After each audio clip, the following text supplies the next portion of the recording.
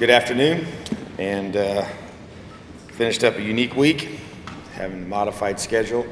So really pleased with how our players responded and adjusted to some last-minute changes, and we're able to really capitalize on recruiting this past weekend and get a lot of ground covered, a lot of schools hit and games watched, and really spread out our staff and maximize that opportunity. And excited about the opportunity this week we have with Georgia Southern coming to town and the challenges that their offense creates as a triple option team and the athleticism that they possess. And so excited for this coming Saturday to get back on the field and play again. Be recognizing our Insight Bowl team, 10-year anniversary, and excited to have Coach Hep's wife, Jane, with us, and some players from that team, and be wearing special uniforms in honor of Coach Hep and The Rock, and that Adidas has designed for us for this purpose. So looking forward to that and the opportunity to represent our program and recognize all that Coach Hep means to our program and his family. So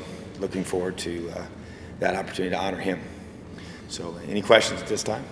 With the triple option team, when do you start preparing for that? Is that something you work on in spring? We did. We started working in the spring when we knew that we were playing them, and just to be able to, work on different facets of it that they're going to present. And they run it out of the shotgun, which is different than some, but it creates similar challenges. So we just have to. You can't just do it in a couple days. So we've been working on them in the spring, and then a little bit into fall camp, and with the created bye week, we got a chance to get some extra reps against that style last week as well. So it was good. What's different? I guess kind of combining two parts of that answer. What's different about maybe a triple option out of a shotgun as opposed to maybe what people think of the Georgia Tech Navy kind of triple option? And people talk about when you do have that bye week built in that it's a big advantage. How much do you feel like you were able to get accomplished and maybe really sort of doubling down on prep for? Yeah, I think there's an advantage for sure. If you're in a normal week, you really have just 2 days, so you can buy a few extra days of work to get ready.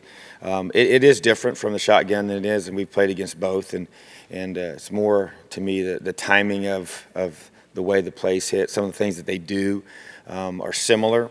The cutting, on the perimeter is probably the biggest challenge, I think, and having gone against Navy and Georgia Tech in the recent history of my coaching.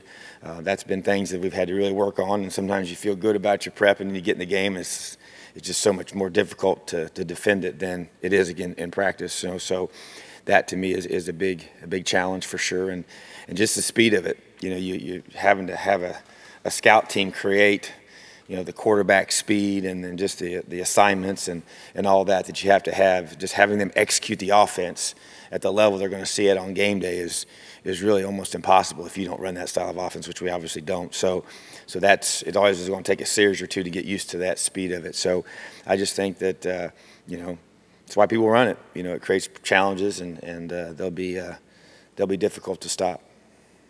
It's only been a couple games, but the lack of takeaways, is there anything in the film that you see there? Well, we've had, we felt like we created 2 this past game and lost both of those with penalties, So I think that, the first week, maybe the style of what they were doing and the way we defended them, didn't create as much negative plays, and which does, I think, often creates those takeaway situations. But I've learned they come in groups, and so we've been real close on several, had the ball on the ground.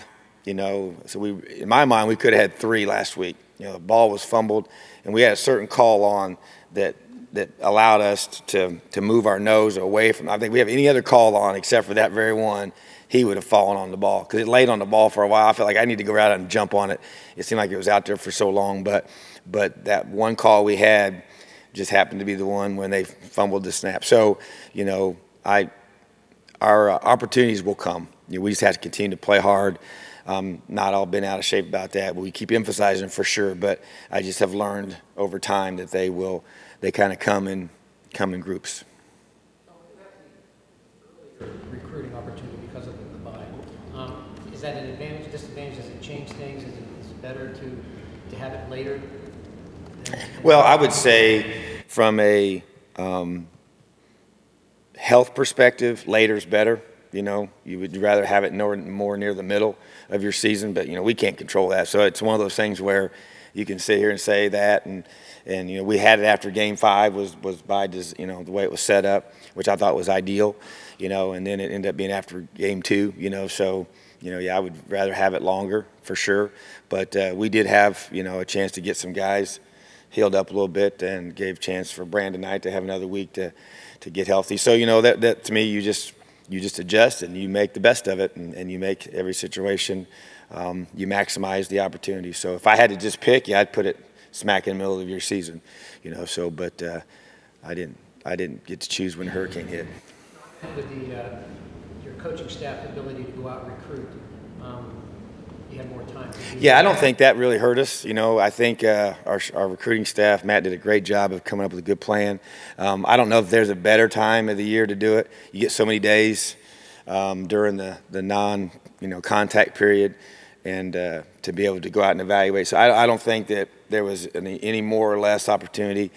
We probably got to, I know for me personally, I got to go to some games that I wouldn't have been able to see just based on the, you know, they would have been played, and I wasn't going to be going out this past weekend, so I got a chance to do that for myself. So I thought that was very, very positive. So I think it's give and take. There's probably some parts of it that you would wish were a little different, but as far as from a recruiting perspective, I felt like that you know, we were able to maximize our time, and we had coaches all across the country and very effective.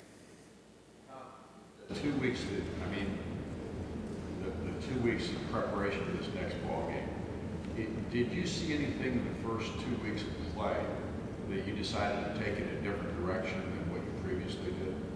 Well, I would just say, you know, from a schematic perspective, you know, you always go back and evaluate your first couple weeks and see the things that you feel like you're good at, and you want to kind of grow certain areas, and maybe, you know, so I would just say you kind of go through and based on how your players are playing and what you're doing well, you know, or maybe not doing as well, you kind of cut out and add to. So I thought that this gave us a great chance to kind of lay the foundation for some things that we want to be able to do in the future schematically, and even some personnel, you know, just try and get guys, you know, continue to get guys in positions to be able to help our football team, you know, whether it's in special teams or offense, defense. And so I thought that we had a good, you know, 3 days of work last week that you really kind of weren't expecting to have. And we already had our whole game plan done for FIU, and everything was finished. And so really had to kind of go back and really look at some things a little differently very quickly. So, but I did think it was good for us to be able to make some adjustments. You mentioned Brandon Knight. Any updates about, from a physical point of view? Yeah, I mean, I think that you know, he's progressed well, and I fully expect him to play and get his first action. You know, so he's ready to go. Any other news along those lines? You know, Simon had a little bit of issue from the last game, and Stepniak, and he should be good to go, and so feel good about his health. And the rest of the guys, there wasn't anything serious. It was just more some dings here and there that allowed us to just get a few extra days to get some rest on some guys that, you know, just the typical. You know, our first game was a physical game, you know, and even the Virginia game, and they're a physical football team, you know, and so I just think 2 weeks in a row of that is good to get a little rest. Covington having a quarterback background, how much, if any, does it help as a linebacker? Oh, I think there's some carryover. You know, leadership-wise, I think number one. Number two is just understanding, you know, from an offense perspective, because that's oftentimes with the way the game has changed and the shotgun mentality, we often key that guy based on our alignment in our calls for the linebackers. We'll key his shoulders or key certain things about him. So I just think having that experience is nothing but a positive for sure. It's a unique combination. You know, not a lot of guys have that dual experience to play quarterback in college and linebacker. So, but I think it's just more of the game understanding and savvy helps him. You talked about how much Coach Huppner meant to the program. Just for you personally, what are some of the things he represented? Well, you know, I just as a family of our friend, and he and my dad go back with Coach, you know, Red Fott at Franklin. They both played for him, and that was really the connection that I had with him. And when I first got to know him, when he was actually coaching at Franklin when I was younger, and so just a ton of respect for him. And then as he went to Miami, and then I went to coach at Ben Davis, we always went to Miami to their 7-on-7s every summer and met with their coaching staff. And he was defensive coordinator at the time when I first met him, professionally, and met with him. And we ran a very similar scheme. And so it was just a lot of those connections, and it just grew. And he came here, and I spent a lot of time with their staff and all those guys. And so just a ton of respect for him as a person, as a leader. Just always respected the way the energy he brought, kind of things I wanted to do as a coach. I modeled after him, even both scheme and his approach. And he just was a very special person, and then, as he proved on the field, he was a great coach too, and he understood things, and from a both scheme perspective and motivationally did some things that were pretty special. So loved what he was doing here, thought he was really doing some great things, and just really, tragically cut short. So, just really want to make sure, and we did a big deal with our players in fall camp, and I just want to make sure they understand who he is, and oftentimes the younger individuals don't really know as much about him, and so we brought in some, we had someone come in and speak and talk about him, and just talk about who he was, and what he was doing here. So I just want our players to never forget and have a great understanding of his history and what he means to our program. Having that 2007 Insight Bowl team here this weekend for their 10-year reunion, they had a breakthrough of their own, ending a 24-year bowl appearance drought for IU. I guess, what are some lessons or takeaways maybe from their season, the kind of season they had, I guess, and how you can apply that to this program's breakthrough? Yeah, I think that they were able to do some things that hadn't been done in a long time, which, as you just mentioned, and that's important to note. And as they went through, and I remember I was watching the game when Starr kicked the field goal, to be able to get him in bowl eligibility, and what obviously a big game that was against Purdue.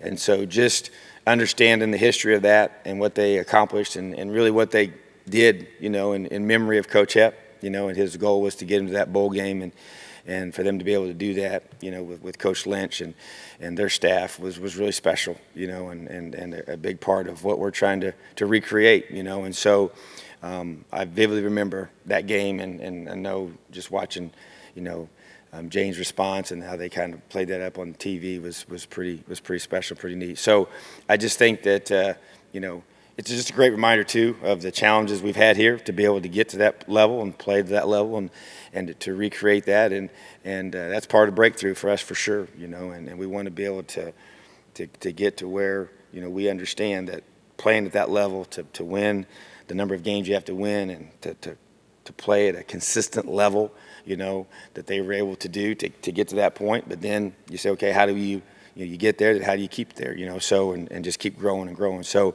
I think anytime you have a chance to recognize those past teams and staffs that did that, you respect what they did, and we want to be able to be the next group to do that, and that's what our guys want.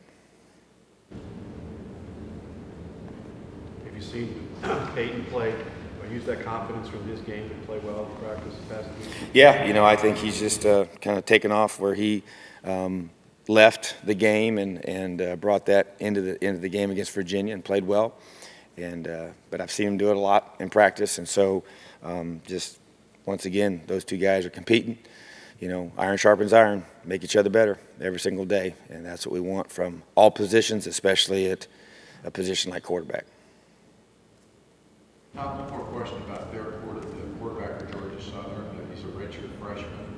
What do you see in him? Does he present significant problems that you haven't seen previously? Well, tremendous athleticism at that position, very, very fast. Young player, as you mentioned, as a redshirt freshman, hasn't had a lot of game experience, but the film quickly shows what kind of athlete he is, and that's the case across the board. I mean, they have on special teams, their defense. I mean, they definitely, we saw tremendous speed from Ohio State, and so I'm not going to put them at that level, but for sure they have a lot of speed and a lot of very good athletes, and he's definitely one of them. And they want the ball in his hand, and that's what their offense is made for. So he'll be definitely somebody we have to do a tremendous job accounting for and tackling well and affecting him like we affect all quarterbacks, but it's a little different when he's running the option.